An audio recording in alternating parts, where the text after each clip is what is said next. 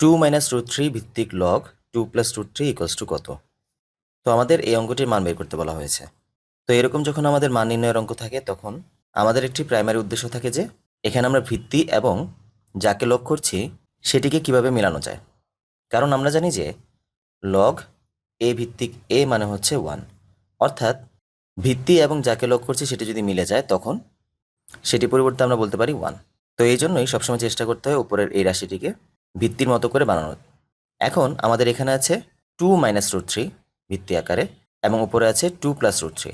এখন উপরে এটিকে 2 - √3 কীভাবে বানানো যায় সেটি দেখা যাক। আমাদের এরকম যখন দুই পদযুক্ত রাশি থাকে এবং তার মধ্যে উভয় পদে অথবা একটি পদের মধ্যে রুট থাকে, এই রাশিগুলো নিয়ে কাজ করার সময় আমরা একটি কাজ করতে পারি। সেটি হচ্ছে লগ 2 - √3। আমি এই রাশিটির সাথে উপরে নিচে এর অনুবন্ধী রাশি দ্বারা গুণ করে দিতে পারি। 2 + √3 এর অনুবন্ধী রাশি হচ্ছে 2 - √3। তো আমরা এখানে লিখলে পাবো 2 + √3 ইন্টু 2 - √3 ডিভাইড বাই 2 - √3। তো উপরে নিচে আমরা অনুবন্ধী রাশি দ্বারা গুণ করে দিলাম। তো এইটি করার কারণে সুবিধাটা কি হয়, উপরে আমাদের a + b into a - b অর্থাৎ a² - b² সূত্র পড়ে যায়। তো এখন এটি পরিবর্তে লেখা যাবে লগ 2 - √3।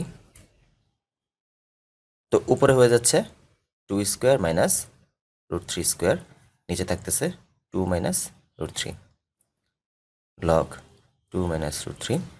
তাহলে উপরে হচ্ছে আমাদের 4 - 3 ডিভাইড বাই 2 - √3 লগ 2 - √3। উপরে থাকতেছে তাহলে 1 ডিভাইড বাই 2 - √3।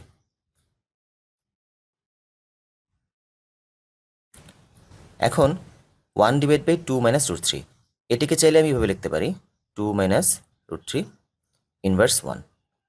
কারণ আমরা জানি যে এক্স ইনভার্স 1 মানে হচ্ছে 1/x। সেমভাবে এক্স ইনভার্স যদি n হতো তাহলে লেখা যেত 1/x⁴n। তো এটিকে আমরা এভাবে লিখতে পারলাম। এখন আমরা জানি যে লগ a ভিত্তিক b⁴ যদি r হয়, এই পাওয়ারটি সামনে এনে লেখা যায় r লগ a ভিত্তিক b। তাহলে এখানে আমরা সেমভাবে পাওয়ার হচ্ছে আমাদের -1, -1কে সামনে নিয়ে এসে বলতে পারবো -1 লগ 2 - √3 2 - √3।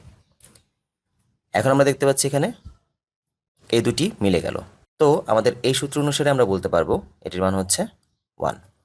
দ্যাট মিন্স অ্যান্সার আসতেছে -1।